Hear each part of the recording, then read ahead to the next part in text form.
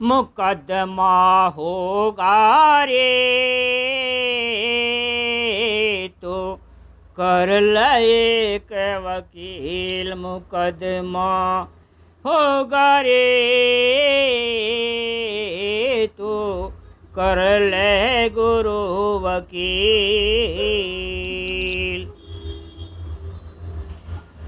मुकदमा होगा रे जब तेरा धुर का सामन कटेगा, तेरे आगे कौन डटेगा। हाँ, जब तेरा धुर का सामन कटेगा, तेरे आगे कौन डटेगा। जब आवे तेरी तामील, मुकदमा होगा रे तू कर ले एक वकील, मुकदमा होगा रे तू कर ले गुरु वकील। जब चिपटे तेरे 5 सिपाही, देगा तेरी कौन गवाही। हाँ, जब चिपटे तेरे 5 सिपाही, देगा तेरी कौन गवाही। तुझे जाना पड़े तहसील, मुकदमा होगा रे तो कर ले एक वकील, मुकदमा होगा रे तो कर ले गुरु वकील।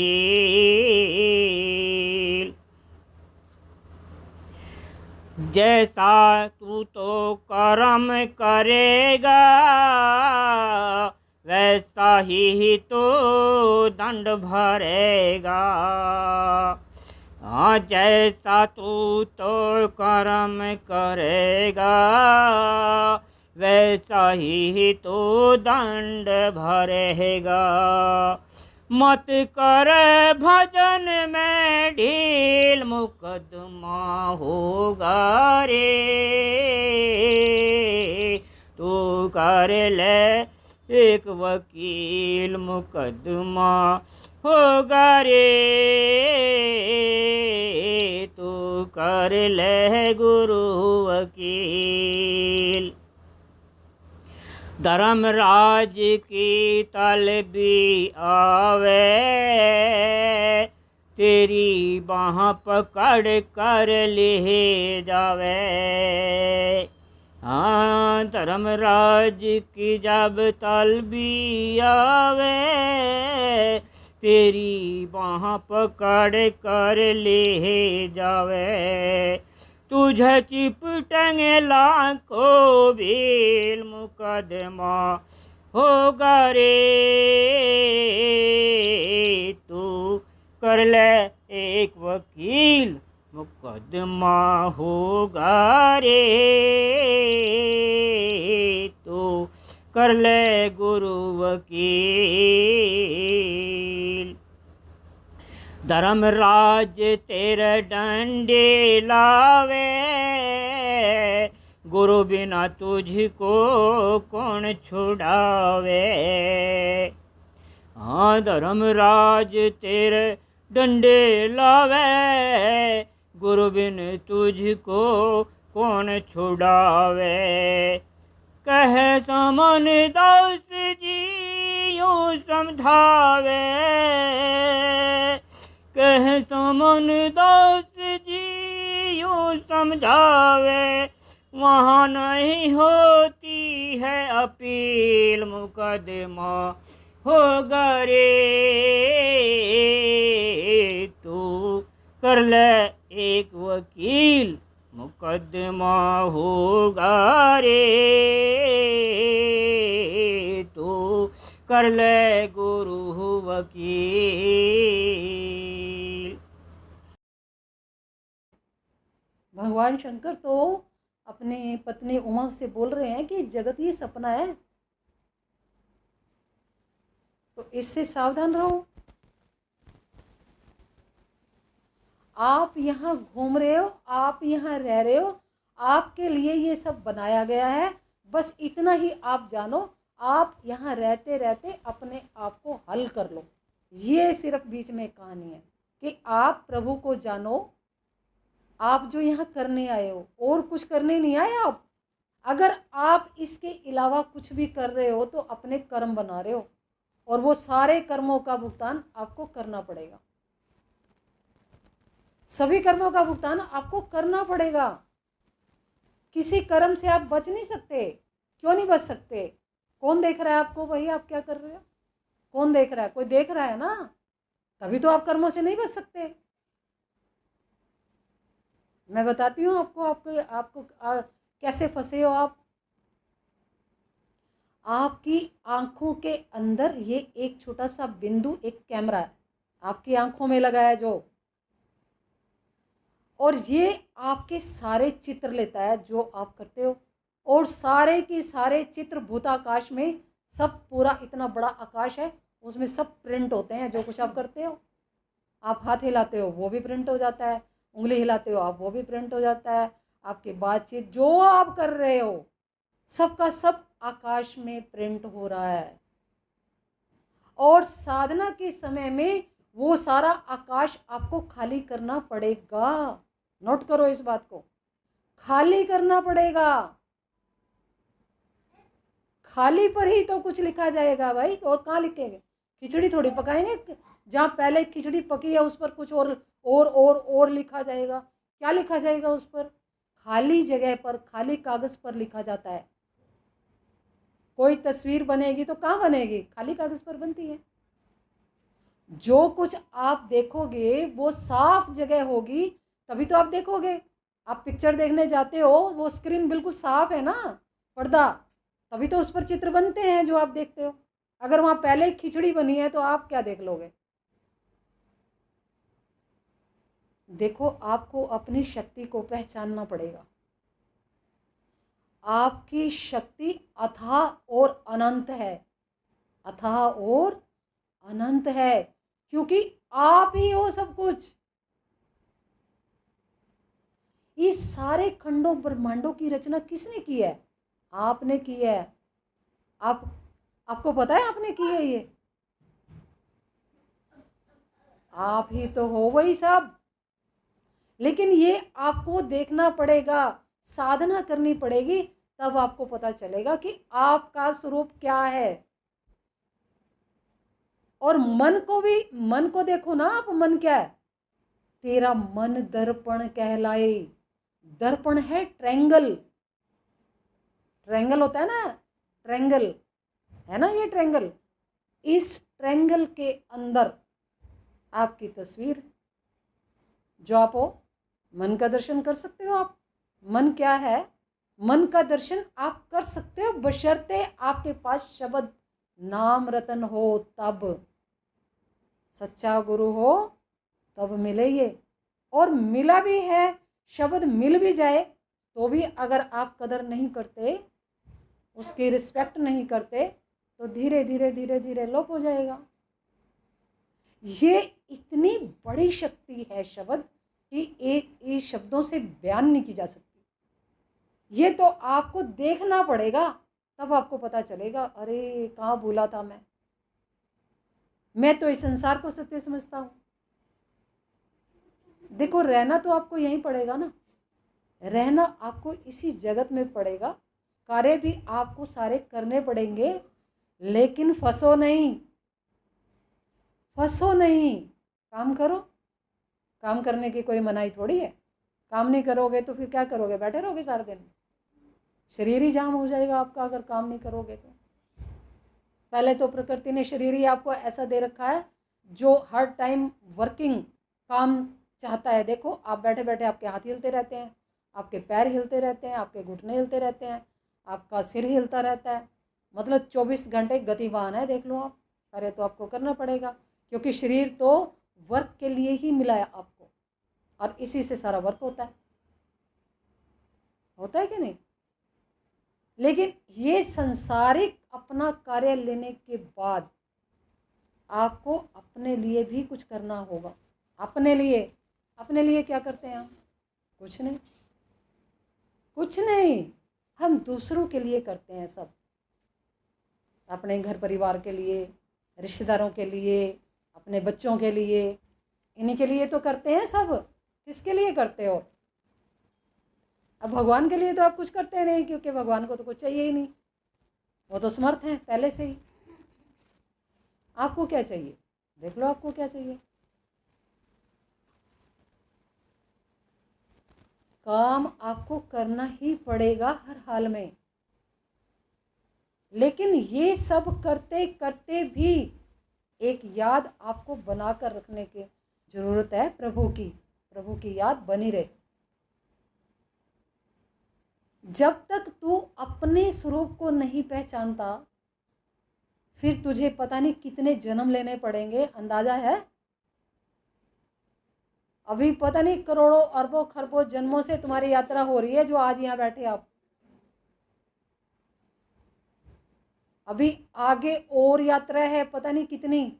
जब तक आप खुद को और प्रभु को नहीं पहचान लेते, तब तक आपकी यात्रा चलती रहेगी, चलती रहेगी, चलती रहेगी, जन्म मिलता ही रहेगा। अब इस जन्म में कितने सुख पा रहे हो तो आप देख लो।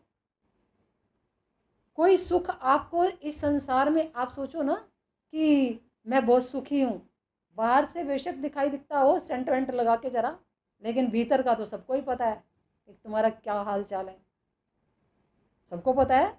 ऊपर से कपड़े प्रेस करके डाल के और सेंट वेंट छिड़क के थोड़ा मेकअप करके ये करके वो करके तो आदमी ये समझता है कि मैं बहुत सुखी हूँ। वो तो उसी को अंदर पता है उसको कि मैं कितना सुखी हूँ। बाहर से दिखावा करने से क्या होता है? करते रहो। ऐसे ही थोड़ी हो आप कि बाहर से मेकअप कर लिया तो हम बहुत अच्छे हैं, भीतर आप देखो अपने क्या क्या हाल चाल है।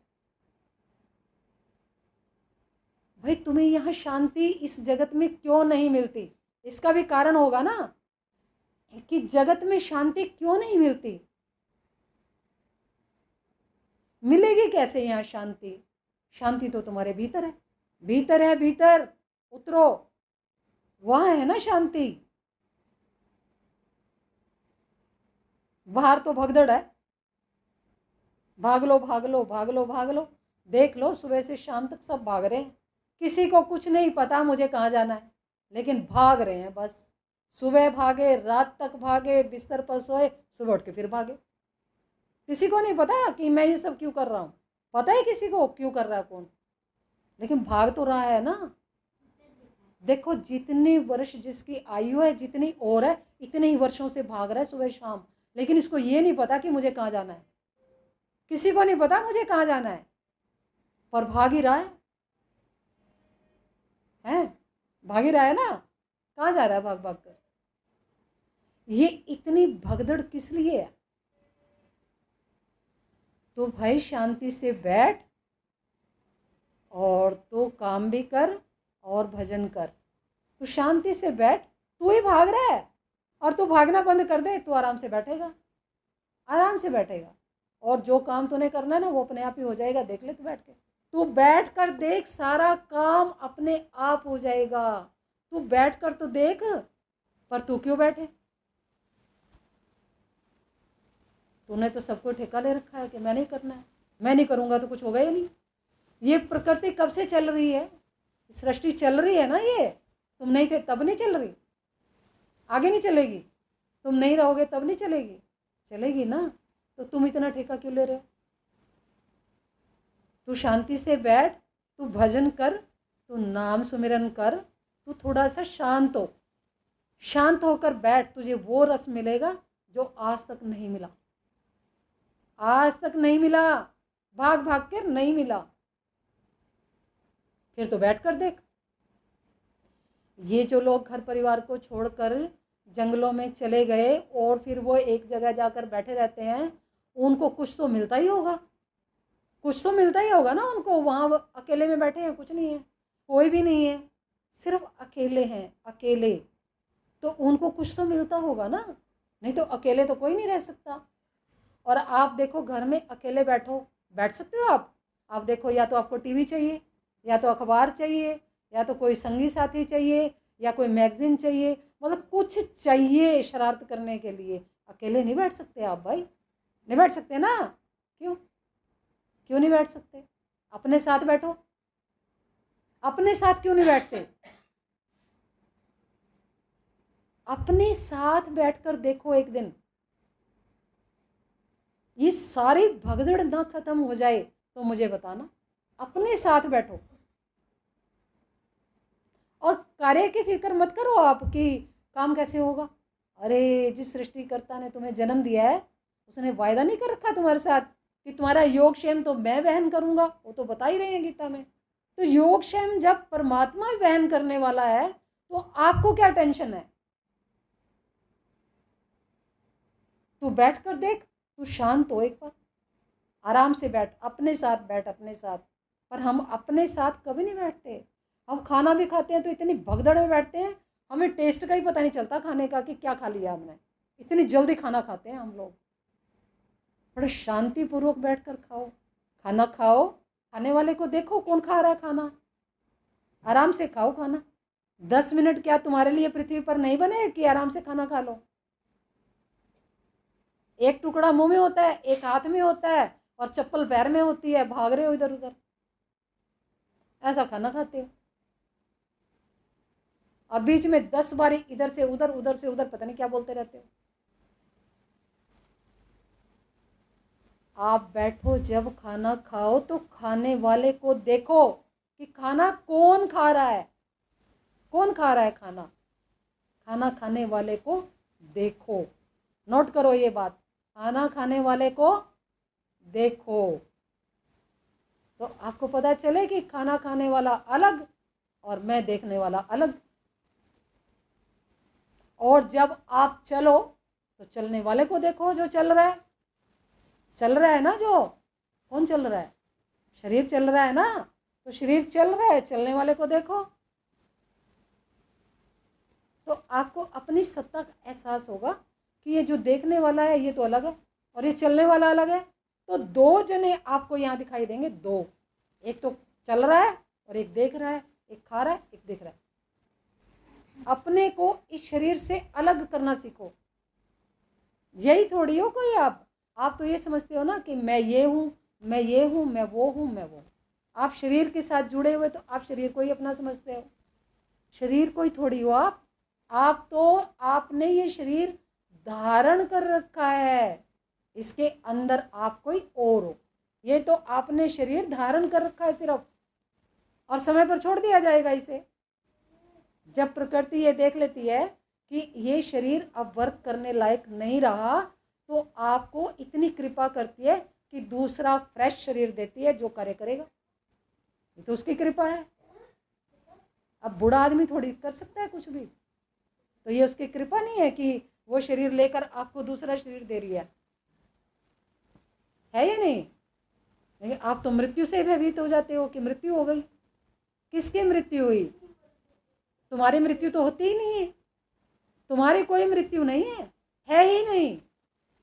तुम्हारी कोई मृत्यु नहीं है, तुम्हें कोई मार ही नहीं सकता। गीता में भगवान कृष्ण कह रहे हैं कि तुम ऐसी चीज़ हो, ना तुम्हें कोई काट सकता, ना जल में भिगो सकता, ना कोई शस्त्र आप पे कोई काम कर सकता, ना हवा सुखा सकती, ना अग्नि जला सकती।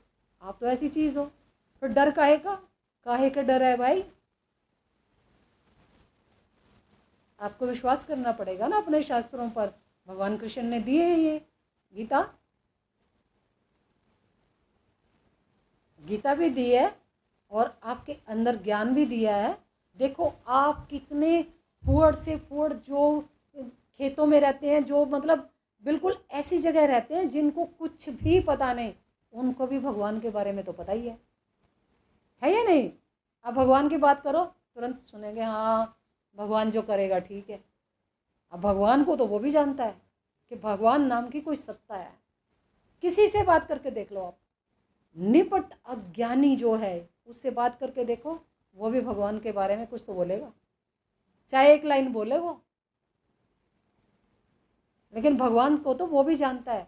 कैसे जानता है भाई? वो तो जंगल में रहता है, पता नहीं कहाँ, उसे क्या पता भगवान क्या होता है? जानता है ना, कैसे जानता है? क्योंकि वो खुद वही है, इसलिए अंदर से ज्ञान है उसे, भीतर से ज्ञान है उसे, चेतना है ना वो, तो भीतर से उसे ज्ञान है कि भगवान नाम की कोई सत्ता है। ये नहीं पता उसको कि वो मैं हूँ, ये नहीं पता, लेकिन हाँ ये पता जरूर है कि भगवान नाम की कोई सत्ता